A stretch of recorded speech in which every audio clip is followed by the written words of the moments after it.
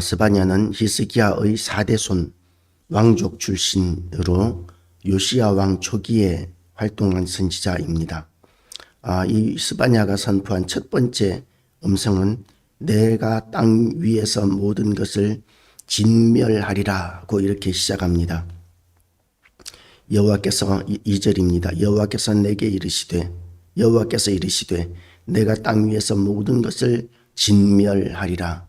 하나님께서 진멸하시겠다. 그것도 땅 위의 모든 것들을 진멸하시겠다 라고 말씀하시는 것은 유다의 죄악이 너무나 심각한 상황까지 이르렀다는 것을 의미합니다.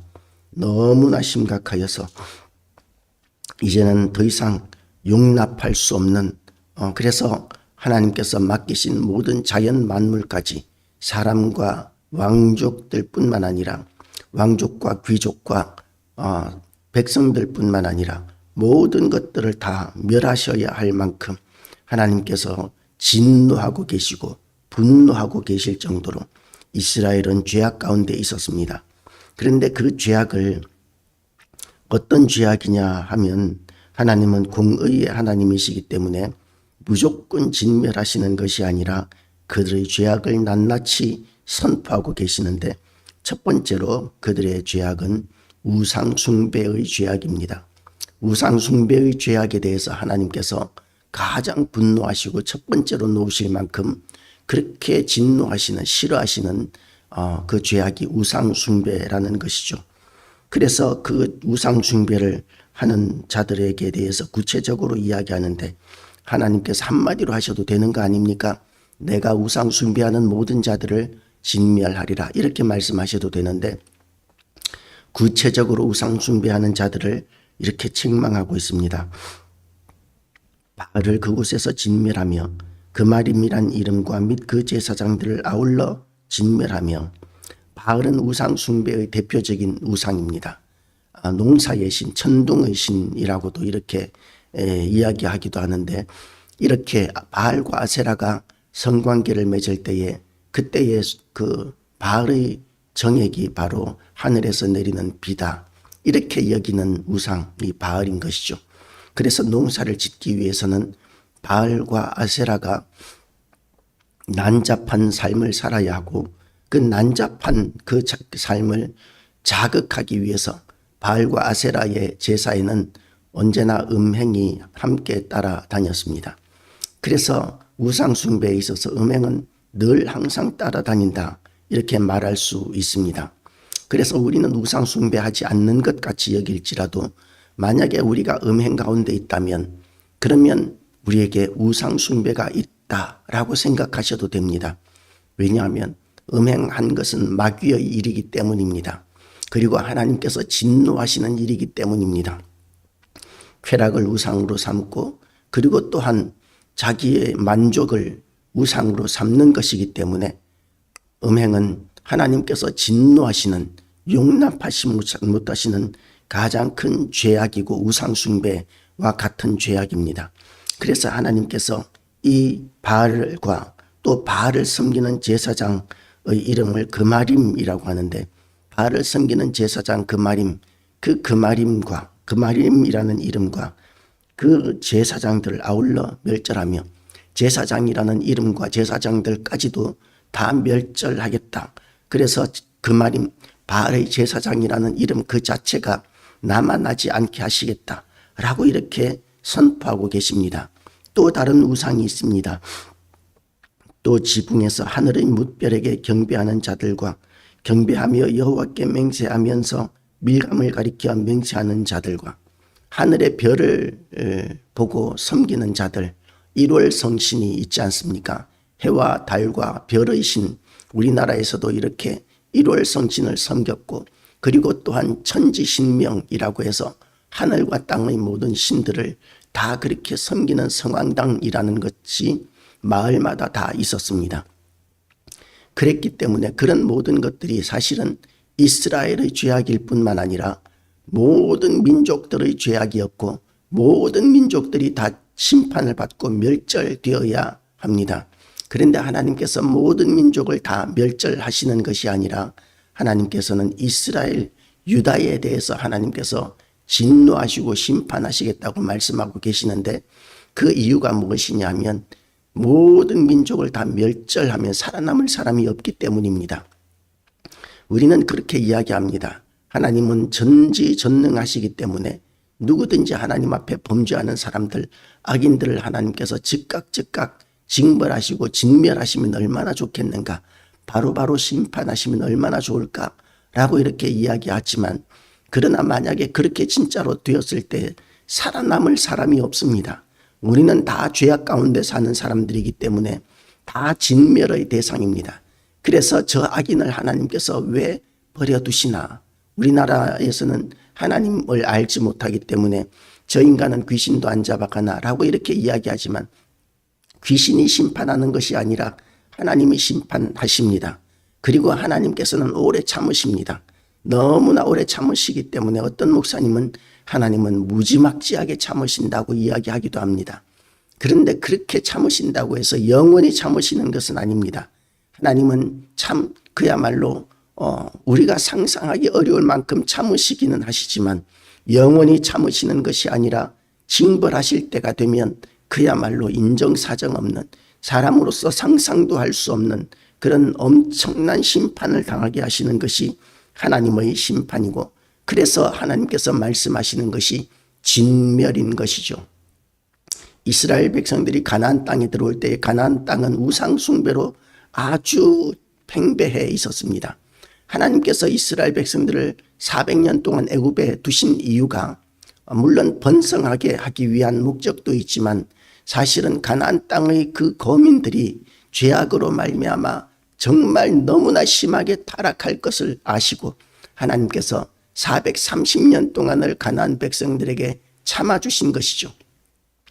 430년 동안 참아주셨다가 그 백성들이 너무나 악하여졌기 때문에 하나님께서는 이스라엘 백성들을 이끌어서 가나안 땅에 들어가게 하시면서 그 땅의 모든 것들을 진멸하라고 말씀하셨습니다. 스페인 군대가 남미의 잉카 제국에 이렇게 진입하게 되었을 때에, 그때에 스페인 군대는 얼마 숫자가 많지 않았습니다. 그런데 그 많지 않은 숫자가 그 잉카 제국을, 그 수백만 수천만의 그 잉카 제국을 다 정복하게 되었습니다. 그런데 그 정복한 그 잉카 문명에 엄청난 전염병이 돌아서 엄청난 사람들이 죽어 나갔습니다. 그런데 그 상황을, 그 시대의 상황을 우리가 볼 수 있는 영화가 있는데, 멜 깁슨 감독이 만들었던 아포칼립토라는 그런 영화가 있습니다. 아포칼립토라는 영화를 보면 잉카 제국이 얼마나 죄악 가운데 있었는지 그것을 선명하게 잔혹하게 잘 보여줍니다. 어린아이들은 정말 볼 수 없는 그런, 어른들만 봐야 하는 그런 영화라고 볼 수 있는데, 잉카인들은 인신제사를 드리는데, 인신제사를 드리기 위해서 항상 사람 사냥을 다닙니다. 그래서 1년이면 자기 민족이 아닌 다른 잉카인들을, 자기 부족이 아닌 다른 잉카인들을 잡아서 심장을, 살아있는 채로 심장을, 배를 갈라서 심장을 끄집어내고, 그리고 목을 잘라서 제물로 태양신에게 바칩니다. 그렇게 1년에 바치는 제물의 숫자가 5만 명이었다고 합니다. 해마다 5만 명. 그래서 그 아포칼립토에서 도망하는 주인공이 계곡에 떨어졌을 때 그 계곡에는, 그 큰 계곡이 사람의 시체로 메꾸어져 있는, 그냥 사람의 시체가 널려 있는 것이 아니라 계곡이 사람의 시체로 메꾸어져 있는 장면이 나옵니다. 그만큼 많은 사람들을, 목과 심장이 없는 시신들이 계곡을 메울 만큼 많은 사람들을 인신제사로 바치던 그런 민족이 잉카인들이었습니다. 우리는 이 스페인 군대가 나쁘다고 하지만 하나님께서 그 잉카를 질병으로, 전염병으로 그렇게 수많은 사람들이 죽게 하신 이유는 그 땅의 죄악이 너무나 팽배했었기 때문이라고 저는 생각합니다. 그것과 마찬가지로 가나안 땅에도 그것과 똑같은 우상 숭배가 있었고 인신제사가 있었고 너무나 사악하였기 때문에 그 인신제사의 증거들이 지금도 발굴하면 굉장히 많이 나오는데 그 인신제사의 제물이 어린아이들이었다고 합니다. 그러니까 하나님께서 보시기에 얼마나 악했겠습니까? 그 악한 민족이었기 때문에 하나님께서는 이스라엘 백성들을 가나안 땅에 들어가게 하시면서 거룩한 성전을 선포하시고 온통 다 진멸하라고까지 말씀하셨습니다. 우리가 보기에도 그들의 죄악을 본다면 그들은 진멸의 대상입니다. 그들은 너무나 잔혹했고 너무나 사악했기 때문에 하나님께서는 그들을 이스라엘 백성들에게 그 땅을 주시면서 그 땅을 정결하게 하라고 이렇게 말씀하셨던 것이죠. 그런데 그 땅에 들어갔던 이스라엘 백성들은 그 가나안 땅의 백성들을 다 진멸하고 쫓아내고 정화하는 것이 아니라 그들과 더불어 살기 시작하고 그들의 문화를 받아들이기 시작하고 그들의 우상을 섬기기 시작하고 그러면서 지금 이 지경까지 오게 된 것입니다. 이스라엘 사람들에게도 핑계거리는 있습니다. 광야 생활을 40년 동안 하다가 젖과 꿀이 흐르는 가나안 땅에 들어왔을 때에 이렇게 기름진 땅에서 어떻게 농사 지어야 할지 누구한테 물어보겠습니까?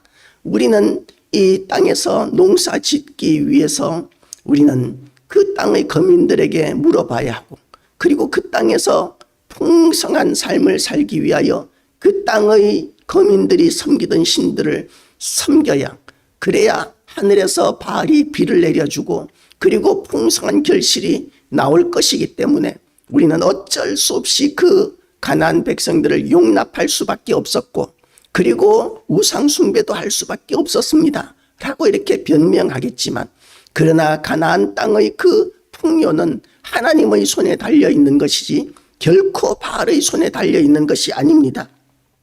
맘몬에게도 사람들은 인신제물을 바쳤습니다. 음행함으로 말미암아 또한 그들은 하나님 앞에서 너무나 수치스러운 그런 제사의식들을 행하였었습니다. 하나님께서는 그래서 그들의 죄악들을 우상숭배라는 한마디로 이렇게 뭉뚱그려 버리시는 것이 아니라 구체적으로 하나하나 선포하고 말씀하고 계시는 것이죠. 하나하나 지적하십니다. 말감을 가리켜 맹세하는 자들과 여호와께 맹세하면서 말감을 가리켜 맹세하는 자들과 그러니까 하나님과 우상을 겸하여 섬기는 자들이 있습니다. 그런 자들도 하나님께서 진멸하시겠답니다.